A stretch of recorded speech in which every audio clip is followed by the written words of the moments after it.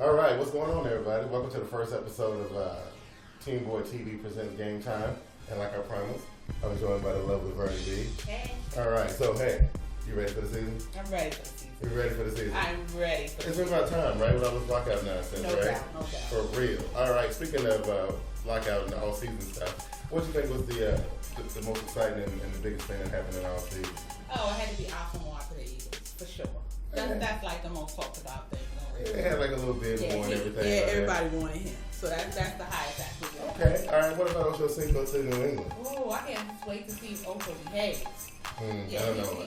I can't see him. Been following him on Twitter, and he seemed like Belichick got him a leash on him or whatnot. So I think he all right. What about tell me how you feel about Donovan McNabb from Minnesota? I think Donovan should retire. Okay, that's gonna be a different title for a different day. What was another one? It was Donovan to Minnesota, and it was something else that was big that happened too. Another one of those quarterback deals, right? Or was it? I can't remember. But yeah, I thought Donovan McNabb to Minnesota was actually just pure, like, more of the death of the Minnesota Vikings. The Minnesota Vikings are pretty much done, I think. That's just my opinion. And you don't think Donovan is done? Oh, Donovan was done 2 seasons ago. Oh, you know what I mean? All right, so what I want to get into now is I was looking at a couple interesting tweets this week, right? Yesterday, I saw a tweet from Peter King talking about it was Peyton Manning. He's saying that Peyton Manning's back is hurt, and now they've told him that he can't practice. Wow. Yeah. Well, that's hard for me to hear because Peyton is one of my favorite all-time quarterbacks. Wow. Let me tell you something. I don't know if you remember this. You remember somebody. I don't know who it was. It was some dude, some real handsome dude with dreads. Some dude was saying at the end of last season that Peyton Manning was finished. Who said that? Who was that? Who said that? Peyton is not finished. Peyton Manning is done. He's injured. There's a big difference. Peyton Manning is finished. This dude is in his 12th season. This will be his 12th season. He ain't got nothing else left to give to any of that was coach. Of course he does. No, he just has to heal. Well, we'll see. I don't think so. I think prediction for the end of the year, Peyton doesn't play. I'm not saying that he won't play. Oh. I'm not saying that he won't play. I'm just saying that I was hearing a wager come out. No. I mean, Peyton's gonna play. I know. Peyton. Okay. He'll roll out there in a wheelchair in the center. Before he retires. So he'll definitely play. But his career is pretty much over at the end. And he just signed that real big deal too. They gave him all that money. He's coming back. Peyton loves the game. He loves the game, but I think his career is over. Another interesting tweet that I saw was Braylon Edwards, 50K DUI. What do you feel about that? It's like the third time he's got a DUI. Yeah, I don't know. He put out $50,000 for the fine. Why did you get $50,000 for a chauffeur? I can't tell you now. This is one that's kind of near and dear to my heart. I saw this from Adam Schefter from ESPN. He put on Twitter about Jim Tressel.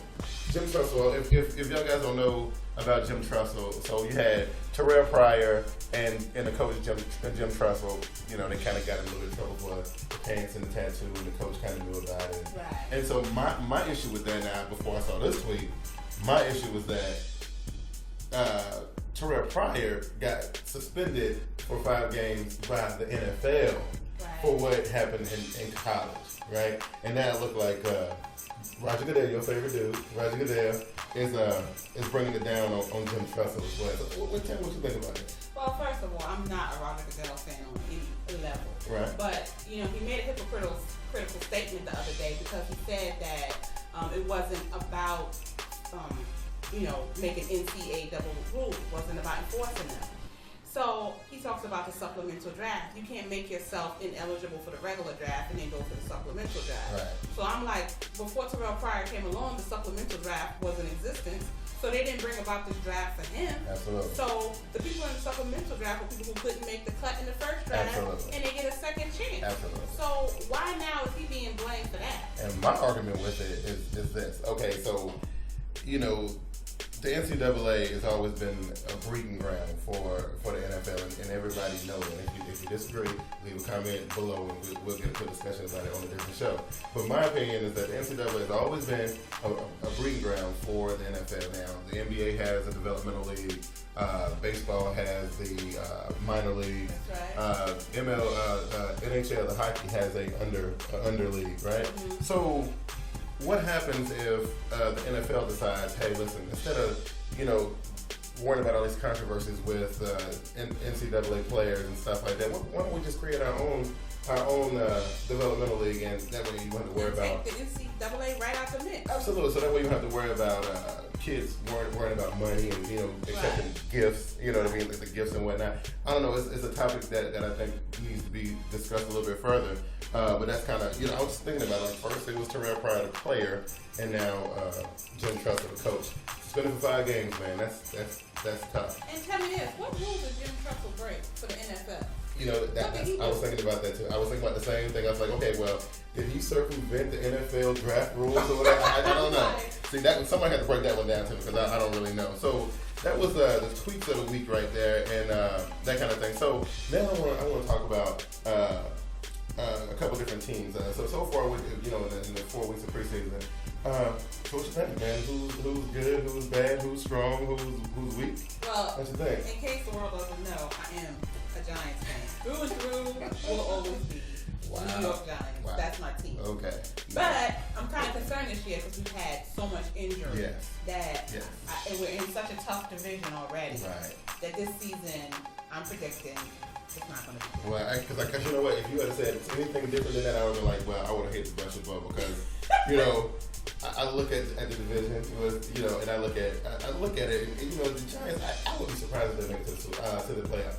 Yeah. If they went to the playoffs, I would be definitely surprised. Now, I do think, Eli, and the young wide receivers, they still got Big BJ back there. I do think that they're still going to be a force. It's just I think that they won't be able to win because they won't be able to stop nobody on defense. Really? Now, I think that's their strongest point. I don't know. I was looking at it. Osen Umenor. I was looking at Goff is injured. I was looking at a bunch of these things, but I don't know. It's a little weird to me. Tough is going to rally the boys. He's going to get the boys together in line. Our defense is going to be strong as ever. That has always been our strongest point. Let's hope so. I know. If our defense is not on point, we will have nothing. Preseason will look a little rough on you, boy. I'm just saying. Now, tell me what because me. I was sitting there, waiting to see number one, come out there in that Carolina blue. You know what I'm saying? My boy Cam. So, Carolina Panthers, man, what's up? What you think? Are you as excited as I'm excited? No, I'm not excited. Listen, I just can't root for those teams that have no black and white footage. Oh my God. The Panthers have no history. They got history. Yeah, the team is 17 years all old. that old footage is high definition. Okay, now that's lame. I can't. It's high. You ain't got no black and white. Everybody got to start somewhere. You ain't got no black and white footage. Whatever. New York is an original. Okay, I give you that. You ain't even got throwback uniforms. No, we had throwback uniforms in 2025. You know what I'm saying? So, Panthers, they're trying hard. I think Cam is doing good. But they're not going to get much. You watched the first preseason game just like I watched the first preseason game, and you saw how Ron Rivera didn't start Cam Newton in the home opener, right? Preseason. But did you see what happened when Cam finally got to get in the center? Did you see that? He did bring a lot of energy. Oh my God, it was ridiculous. Everybody was excited, and I think that's cool. When was the but they last time? put too much pressure on him. When was the last time you seen that much excitement and that much energy in Bank of America Stadium? And just by a dude just walking onto the field. When Carolina Panthers was playing Mike Vick in the from the see, like you wrong for that. Anyway, I was looking at the preseason games. It looked like the running game is good. The running game looked real good for Carolina. Stewart and Williams. They still doing pretty good things. Both of them are healthy this year. I think Carolina. I don't think they actually gonna make a playoff push this year. I don't see them actually making it, but I see them pulling off something sort of like Seattle did last year. I don't know. They're another one that's in a tough division. You're in there with Atlanta, New Orleans, and Tampa Bay. Yeah, you're right. I don't really see y'all coming out. I'll give them 6 wins though. I think they get 6 wins. I think 4. Oh, okay. You are tripping. You are tripping. 4. All right. Speaking of divisionals, the divisionals, right? So we got.